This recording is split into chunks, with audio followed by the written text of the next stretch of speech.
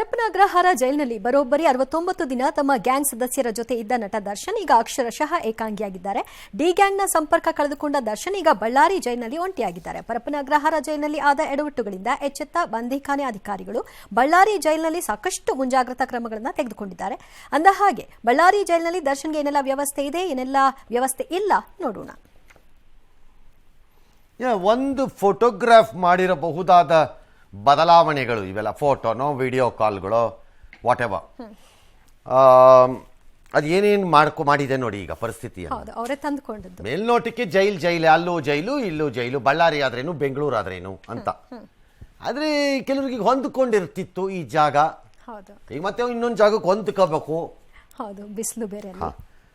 ಈಗ ಯಾವ ಬಿಸಿಲು ಅಲ್ಲ, ಬಳ್ಳಾರಿ ಹೇಳಿ ಕೇಳಿ ದಗೆ ಅಲ್ಲ ಸರ್. ಏನ್ ಬಳ್ಳಾರಿ ಅಂದ ತಕ್ಷಣ ಏನ್ ಸದಾಕಾಲ ಸೂರ್ಯ ಅಲ್ಲಿ ಟಿಕಾಣಿ ಹಾಕಿದ್ದಾನೆ ಅಂತ ಅರ್ಥನ? ಹಂಗಾರೆ ಯಾರು ಹೇಳೋರು ನಿಮ್ಗೆಲ್ಲ? ಕರ್ನಾಟಕದ ಜಿಯೋಗ್ರಫಿಕಲ್ ಮ್ಯಾಪೇ ತಿಳ್ಕೊಳ್ಳಲ್ವಲ್ಲ ನೀವುಗಳು? ಈ ಬಳ್ಳಾರಿ ಅಂದ ತಕ್ಷಣ 365 days to 24 hours ಏನ್ ಸೂರ್ಯ ಟಿಕಾಣಿ ಹಾಕೊಂಡು ಕೂತ್ಬಿಟ್ಟಿರ್ತಾನೆ ಮೇಲ್ಗಡೆ. ಹಂಗಾರೆ ಕೋರ್ಸ್ ಇದು ಸಮ್ಮರ್ ಸೀಸನ್ ಆದ್ರೆ ಬೇರೆ, this is not summer season.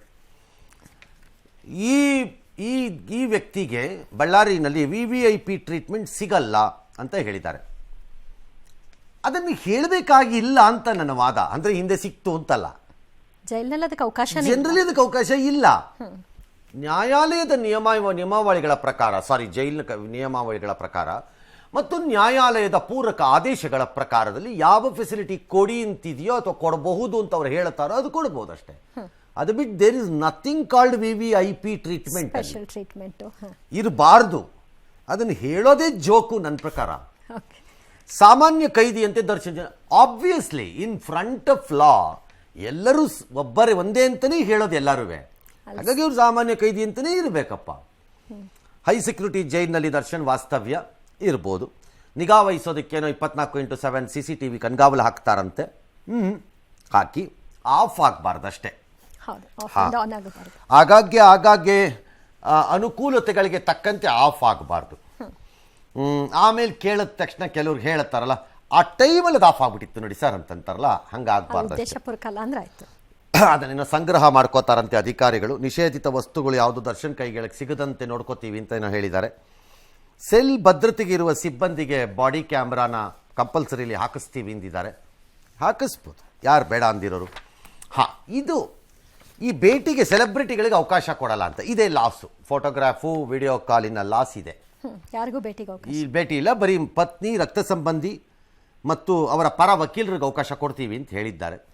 Generally ಅದು ಕರೆಕ್ಟ್. ಅದು ಇಲ್ಲೇನಾಗ್ತಿತ್ತು, ಯಾವಾಗಲೋ ವಾರಕ್ಕೊಂದ್ಸರಿ ಅವ್ರನ್ನ ಇಷ್ಟಪಡೋರು, ಅವ್ರ ಜೊತೆ ಕೆಲಸ ಮಾಡಿದವರು, ಚಿತ್ರಗಳಲ್ಲೋ ಮತ್ತೊಂದ್ರಲ್ಲೋ ಜೀವನದಲ್ಲೋ ಎಲ್ಲೋ ಇದ್ದವರು, ಹಾಗಾಗಿ ಹೋಗಾಗಿ ಒಂದು ಅಲೋ ಅನ್ಕೊಂಡಾರು ಬರೋರು ಅವಕಾಶ ಸಿಕ್ತಿತ್ತು. ಅದಕ್ಕೆ ಅವಕಾಶ ಇಲ್ಲ ಅಂತ ಹೇಳಿದ್ದಾರೆ. ಅಂದ್ರೆ ಈ ಮುಂಜಾಗ್ರತಾ ಕ್ರಮದ ವಿಷಯವಾಗಿ ಹೇಳ್ತಿದ್ದಾರೆ ಸರ್, ಪ್ರತಿಯೊಬ್ಬ ಕೈದಿಗೂ ಇರಲೇಬೇಕಾಗಿತ್ತಲ್ಲ ಸರ್, ಇದರಲ್ಲಿ ವಿಶೇಷ ತೋರಿಸೋದ್ರೆ ಏನಿದೆ ಸರ್?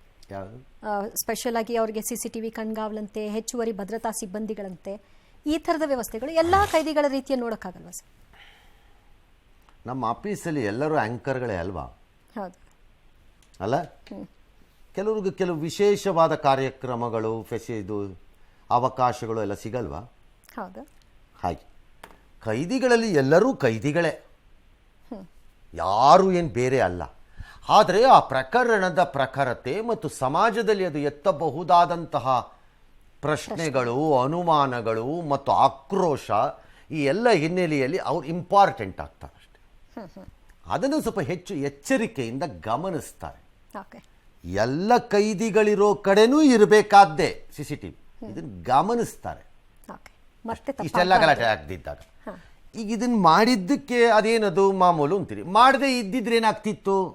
ಒಂದು CCTV ಹಾಕಕ್ಕಾಗ್ತಿರ್ಲಿಲ್ವಾ ಅಂತ ನಾವೇ ಅಂತೀವಿ. ನಾವೇ ಶುರು ಇಷ್ಟೆಲ್ಲ ಇರುವಾಗ ಒಂದು ನಾವೇ ಮೊನ್ನೆ ಹೇಳಿಲ್ವಾ, CCTVನ ನೀವು ಆಫ್ ಮಾಡ್ಕೊಂಡು ಇಟ್ಕೊಂಡ್ರೆ ಉಪ್ಪಿಗೆ ಹಾಕೊಂಡು ನೆಕ್ತೀರಾ ಅಲ್ಲಿ ಅಂತ. ಅದನ್ನ ಯಾರು ಮಾನಿಟರ್ ಮಾಡಲಿಲ್ಲ. ಹಾಗಾಗಿ every case in front of law ಸೇಮೇ, ಇದೇನು ದೊಡ್ಡ ವ್ಯತ್ಯಾಸ ಇರಲಿಕ್ಕಿಲ್ಲ ಅದರಲ್ಲಿ. ಅದು ಕೆಲವು ಪ್ರಕರಣಗಳು ಹೆಚ್ಚಿನ ಗಮನ ಸೆಳೆಯುತ್ತೆ, ಆಗ ಹೆಚ್ಚಿನ ವ್ಯವಸ್ಥೆ ಆಗತ್ತೆ.